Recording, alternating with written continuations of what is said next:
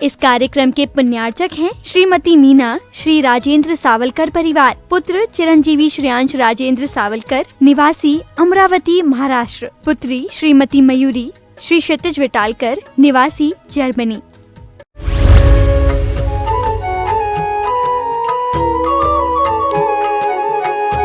अफसोस की बात आप सबने सुनी। सामर्थ्यवान होने पर भी,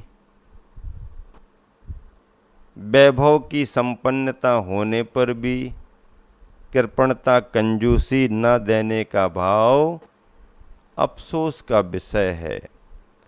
किंतु किम प्रशस्य, प्रशंसनीय क्या है? औदार्यम। क्या? औदार्यम। अगर हमारे पास कुछ है और कहीं उपयोगिता दिख रही है तो उसे अच्छे कार्य में लगा देने का मतलब है आपने उदारता का परिचय दिया। उदारता का मतलब ये है कि अपने स्वार्थ से ऊपर उठ करके कुछ करना, कुछ सोचना, ये उदारता है। उदारता के लिए हृदय की विशालता चाहिए पड़ती है। व्यक्ति कंजूस प्रवृत्ति का होता है तो केवल अपना अपना ही सोचता है, दूसरे के बारे में सोचता ही नहीं। लेकिन जिसके मन में उदारता का भाव आता है वह अपने साथ दूसरों के बारे में भी सोचता है। क्या? दूसरों के बारे में भी सोचता है। उदार व्यक्तियों के अनेक उदाहरण हैं। मैं एक उदाहरण आपको सुनाता हूँ। फिरोजाबाद में चातुर्मास हो रहा था हम लोगों का, सन 2002। उत्तर प्रदेश, आगरा के पास फिरोजाबाद है। 2002 में हमारा चातुर्मास सेठ छदामी लाल जी के मंदिर में महावीर जिनालय में संपन्न हुआ। वहीं उस क्षेत्र में, परिसर में, धर्मशाला में हम लोग रुकते थे। एक बूढ़ी अम्मा रोज आहार देने को आया करती थीं। जो भी उनके पास शुद्धता की सामग्री रहती थी। अब देखो, बस्ती से यहाँ तक आने में भी लगभग 1-1.25 किलोमीटर तो पड़ ही जाता है। अवस्था भी वृद्ध थी। उनके बेटों ने बहुत मना किया कि अम्मा तुम मत जाया करो, इतनी दूर है, तुम पैदल आती जाती हो, रास्ता भीड़ भाड़ वाला रहता है, आप मत जाया करो। नहीं नहीं, मेरी तो भावना है, मैं तो रोज़ जाऊंगी।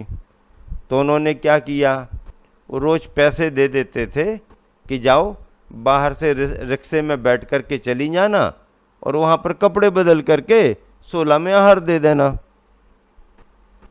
हाँ हाँ ठीक है ठीक है, पैसे भी लेने लगी। अब किसी को कुछ पता नहीं, आती जाती रही, आहार देती रही। चतुर्मास के अंत में कंपिलाजी क्षेत्र पर पंच कल्याणक होने की योजना बनी। कमेटी आई हुई थी, निवेदन किया पिछी परिवर्तन दिवस पर महाराज जी कंपिलाजी पधारो, पंच कल्याणक कराना है, आचार्य श्री का आशीर्वाद ले लिया है। ठीक है भाई, देखते हैं। ऐसी चर्चा चल रही थी कमेटी वालों के द्वारा। उसी समय वो भी पीछे खड़ी खड़ी सुन रही थी। अब उसके पास में 1000-2000 रुपये इकट्ठे हो गए होंगे। तो कहने लगे, भैया कंपिलाजी के पंच कल्याणक हो रहे हैं, हमारी तरफ से ये 2000-3000 रुपये ले लो, जो भी उसके पास थे। उसकी तरफ देखा सबने, तो उनको भी लगा, वो परिचित थे, हम लोगों को भी लगा। हमने मना किया। हमने कहा, अरे तुम्हें क्या, तुम कोई कमाती थोड़ी हो कि तुम दान दे रही हो, तुम तो वैसे ही इतनी परेशानी में आती जाती हो और आहार दान देती हो, और चलो चलो रहने दो रहने दो। नहीं नहीं महाराज जी, हमारे तो भाव हैं देने के। कमेटी वालों ने भी कहा कि हम तुम्हारे बच्चों से ले लेंगे, तुम चिंता मत करो, हम तुम्हारे बच्चों से ले लेंगे, तुम तो अपने पास रखो। नहीं नहीं, बोले हमें अपना देना है, हमारे भाव हैं। तो हमने कहा भी कि जब कमाती नहीं हो तो तुम्हारे पास आया कहाँ से? मैंने क्या कहा, अम्मा तुम कमाती नहीं हो तो तुम्हारे पास आ कहाँ से गए? तो उसने क्या उत्तर दिया? उत्तर बड़ा चौंकाने वाला था। कहने लगी, महाराज मुझे रोज 10-20 रुपया हमारे बच्चे दे देते आने जाने के खर्च के लिए, तो मैं रिक्शे से थोड़ी आती जाती हूँ, पैसे भी ले लेती थी और मैं तो पैदल ही आती जाती थी। ये सारे रुपए मैंने जोड़ जोड़ करके सब इकट्ठे कर लिए, कोई खर्चा नहीं किया।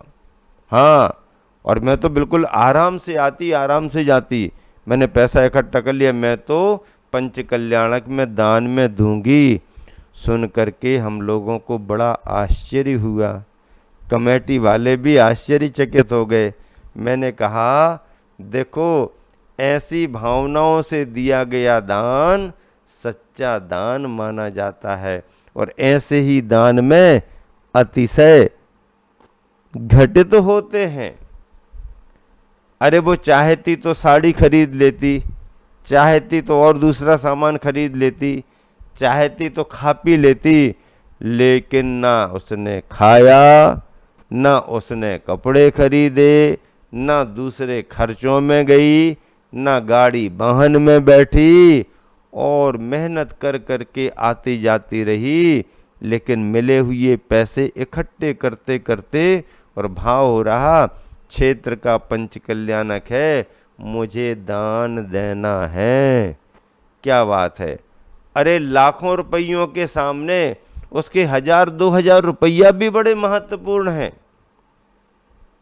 क्या 1000-2000 रुपये मत देखो, उसकी भावना को देखो, किस भावना से उसने पैसा इकट्ठा किया और किस भावना से वह अपने पैसे का दान कर रही है। बहुत बड़ी बात है। आप देखो, मड़िया जी, जबलपुर का क्षेत्र है मड़िया जी, और वहाँ के इतिहास को आप पढ़ो तो बात समझ में आती है। एक अनाथ गरीब महिला अपनी आजीविका के लिए घरों में अनाज पीसने को जाती रही, और अनाज पीस पीस करके जो उसे पैसा मिलता अपने बच्चों का भरण पोषण करती रही, क्योंकि विधवा थी, कुछ आजीविका थी नहीं उसके पास। पर उसके मन में एक भाव रहा, एक छोटी सी प्रतिमा विराजमान करनी है, भगवान जी विराजमान करने हैं, एक छोटी सी मड़िया बनाऊंगी, वही मेरा मंदिर होगा, वही मेरा मंदिर रहेगा, उसी में हमारे भगवान विराजमान रहेंगे। और ऐसी भावना भाव करके उस वृद्धा माँ ने, उस बुढ़िया ने अनाज पीस पीस करके जैन घरों में जो पैसा इकट्ठा किया, अपनी आजीविका में तो खर्च किया, अपने घरेलू खर्च में तो उसने पैसा लगाया, लेकिन पैसा बचाती रही, बचाती रही, बचाती रही, और एक दिन आया कि उस बुढ़िया ने छोटी सी प्रतिमा स्थापित कराई, एक छोटी सी मड़िया बना दी। उसके पसीने की गाढ़ी कमाई से विराजमान प्रतिमा का प्रभाव, उस प्रतिमा का अतिशय, मड़िया धीरे धीरे बढ़ते बढ़ते उस पहाड़ी भाग में क्षेत्र बन गई। आज मड़िया जी क्षेत्र संस्कारधानी जबलपुर में जैन जैनेतर बंधुओं की नज़र में बड़ा प्रसिद्ध है। खूब श्रद्धा से लोग जाते हैं। आज का क्षेत्र बहुत बड़ा क्षेत्र दिख रहा है, लेकिन नींव में उसकी कहानी पिसनहारी की मड़िया, पीसने वाली बुढ़िया की मड़िया से मड़िया जी क्षेत्र का इतिहास जुड़ा हुआ है। बुढ़िया की गरीबी का परिश्रम क्षेत्र बना हुआ है,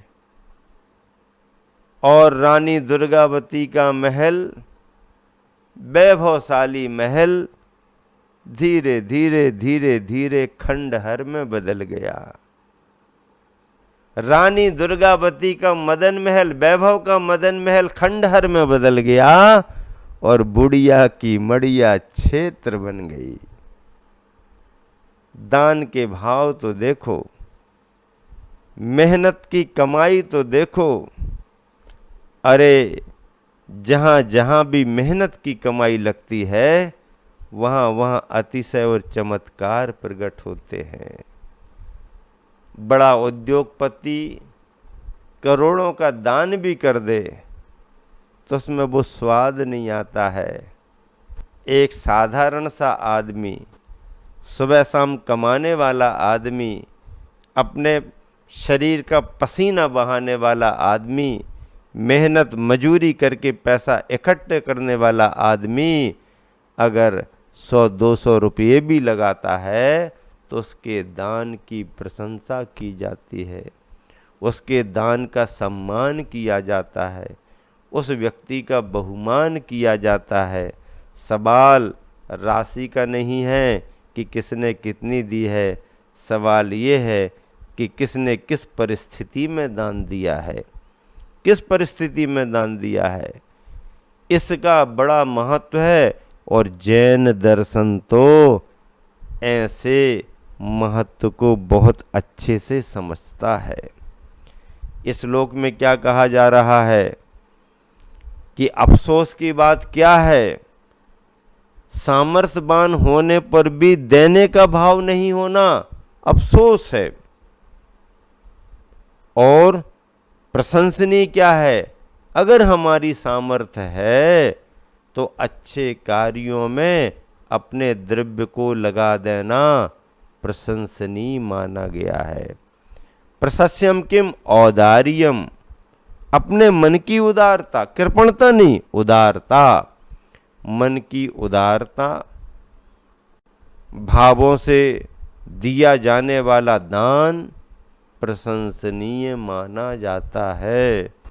और ऐसे दातारों को इतिहास भी याद करता है। हाँ, राजाओं को याद करे या ना करे, लेकिन दातारों को दुनिया याद करती है। क्या राजाओं को याद करे या ना करे, दान दातारों को दुनिया याद करती है। आज शिक्षक दिवस है। कौन सा दिवस है आज? शिक्षक दिवस है। शिक्षक, शिक्षकों का महत्व समझो भाई। शिक्षक दीपक की तरह होते हैं, मोमबत्ती की तरह होते हैं। मोमबत्ती पल पल जल जल करके, पल पल गल गल करके दूसरों को उजाला प्रदान करती है। मोमबत्ती है मोमबत्ती, प्रति समय जल रही है, प्रति समय गल रही है और दूसरों को उजाला दे रही है। ऐसे शिक्षक भविष्य को संवारते हैं। भारत के भविष्य बनने वाले जो बच्चे हैं उनके जीवन के लिए परिश्रम करते हैं। उन शिक्षकों की बात कर रहे हैं जिन्होंने अपना जीवन शिक्षा के लिए समर्पित कर दिया। देश के राष्ट्रपति राधा कृष्णन, उन्होंने कहा मेरी जन्मतिथि यूं मत मनाओ, उसे इस तरह से याद मत करो। वो शिक्षक रहे हैं तो शिक्षकों के लिए उन्होंने कहा, शिक्षकों के हमारे जन्मदिन को शिक्षक दिवस के रूप में मनाओ। कितनी बढ़िया बात है। शिक्षक संस्कार देता है। भारतीय संस्कृति तो गुरुकुलों की संस्कृति रही है। गुरुकुलों में बच्चे पढ़ते हैं। बालिकाओं के पढ़ने के स्थान अलग, उनको पढ़ाने की व्यवस्था अलग।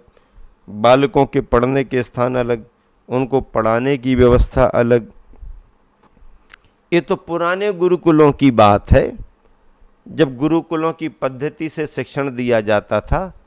युग बदला, आप बदले, आपने शिक्षा के संस्थान बदल दिए, शिक्षा की पद्धतियां बदल दी और विदेशी आक्रमणकारियों ने आपकी भारतीय संस्कृति को नष्ट करने के रूप में शिक्षा और संस्थानों को बदल दिया।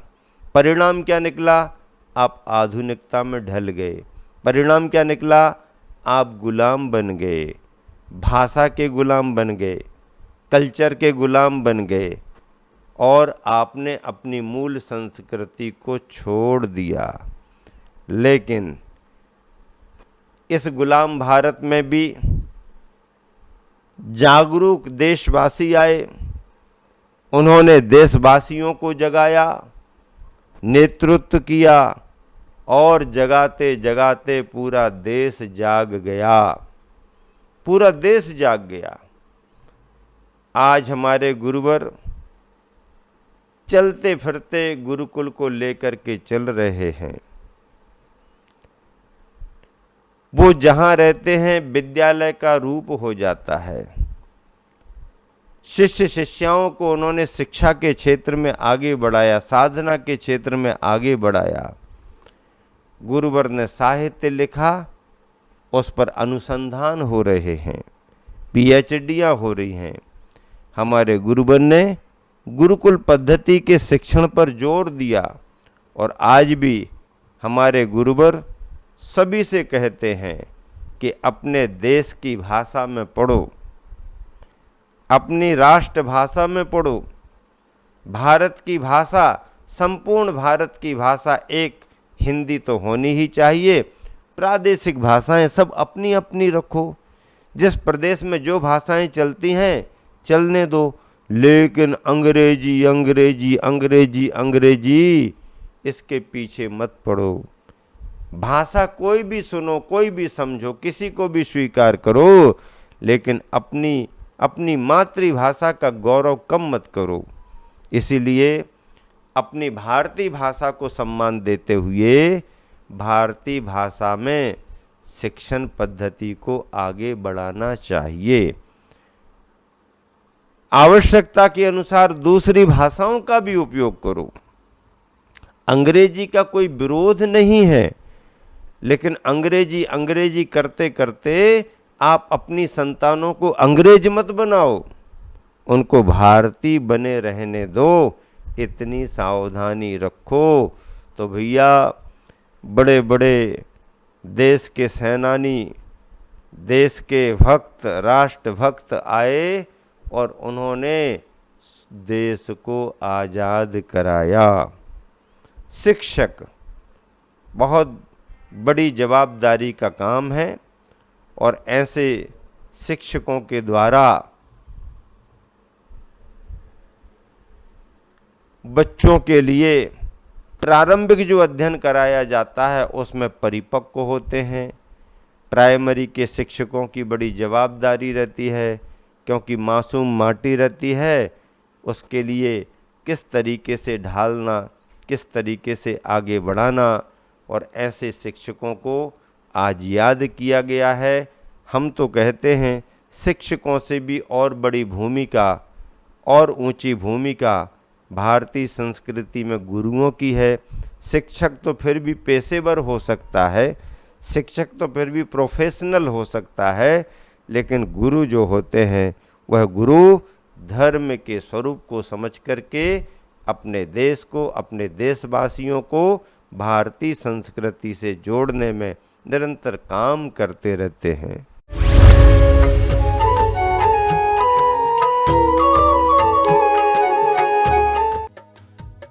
इस कार्यक्रम के पुण्यार्चक थे श्रीमती मीना, श्री राजेंद्र सावलकर परिवार, पुत्र चिरंजीवी श्रेयांश राजेंद्र सावलकर, निवासी अमरावती महाराष्ट्र, पुत्री श्रीमती मयूरी, श्री क्षितिज विटालकर, निवासी जर्मनी।